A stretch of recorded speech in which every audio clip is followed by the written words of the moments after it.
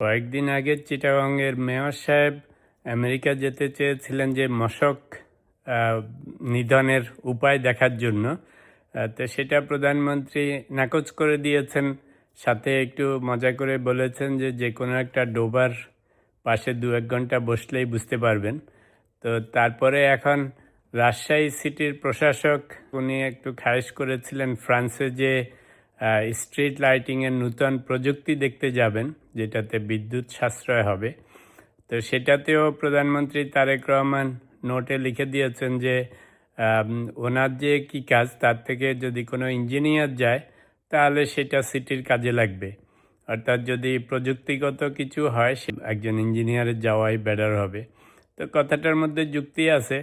তো আসলে তো বাংলাদেশে অতীতকালে যত বিদেশ ভ্রমণ হয়েছে, সবসময় বিশেষ করে সরকারি লোকজন, তো বেশিরভাগ সময় বিশ্বের বিভিন্ন দেশে নানা রকম প্রযুক্তি দেখতে যান বা নানা কিছু ঘুরতে যান।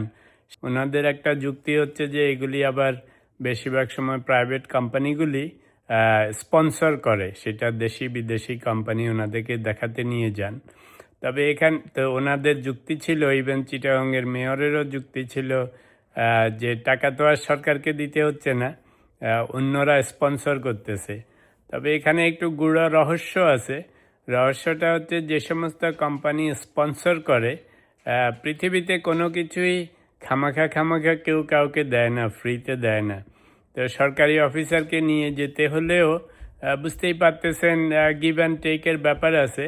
এখন স্পন্সর করে নিয়ে যাচ্ছে, নিশ্চয়ই কোনো না কোনোভাবে অন্য কোনো অ্যাডভান্টেজ নেওয়া হবে। তো সেটার কথা তো আর কেউ বলে না। আমি আপনি যে বললে আমাদেরকে 1 টাকার স্পন্সরও কেউ করবে না। এনিওয়েজ, তো ব্যাক টু দি স্টোরি। তো প্রাইম মিনিস্টার তারেক রহমান সাহেব বুঝেছেন যে একজন অর্ডিনারি মানুষ, মানে সাধারণ শিক্ষিত লোক, ওখানে যে টেকনোলজি দেখেই আর উনি কী বুঝবেন, সেটার কাজই কী হবে, সেজন্য মানা করেছেন।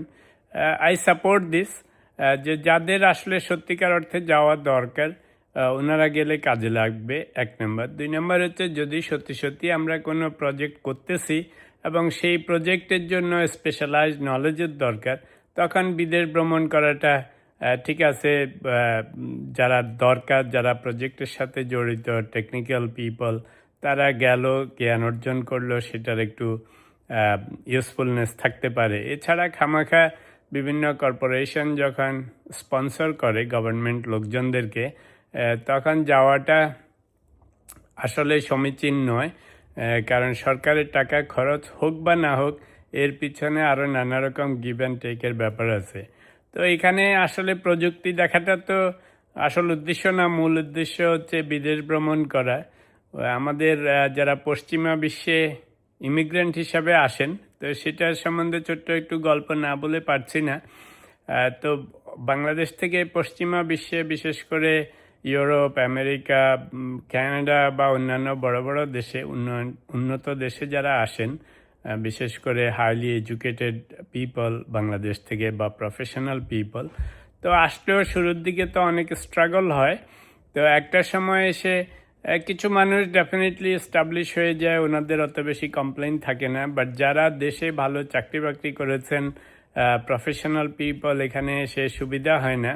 তো তখন একসময় আক্ষেপ করে বলতে শোনা যায় যে আসলে ছেলে মেয়ের জন্য এসছি বা ছেলে মেয়ের ভবিষ্যতের কথা চিন্তা করে বসে আছি, নাহলে তো কবে চলে যেতাম। আসলে কবে চলে যেত না, ওটা নূতন এক্সকিউজ সৃষ্টি হয়েছে যে এখন ছেলে মেয়ের নাম বলে কোনো মতে বিদেশে টিকে থাকা।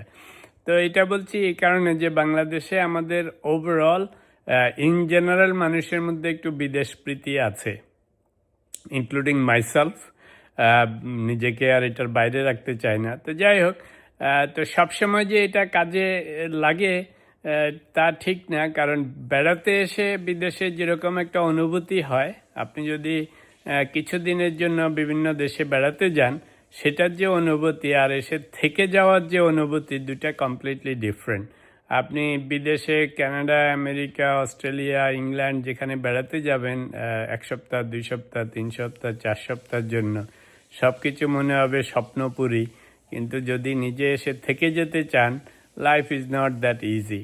তা আমাদের সরকারি লোকজনদের একটা সুবিধা হচ্ছে যেহেতু ওনারা অনেক কিছু নিয়ে ডিল করেন, তো বিভিন্ন কর্পোরেশনগুলি যাদের সাথে ওনারা ডিল করেন বিভিন্ন প্রজেক্টের জন্য, এরা অনেক সময় সরকারি লোকজনদেরকে স্পন্সর করে বিভিন্ন দেশে যাওয়ার জন্য, টেকনোলজি দেখার জন্য, সভা সমিতিতে সিম্পোজিয়ামে অ্যাটেন্ড করার জন্য।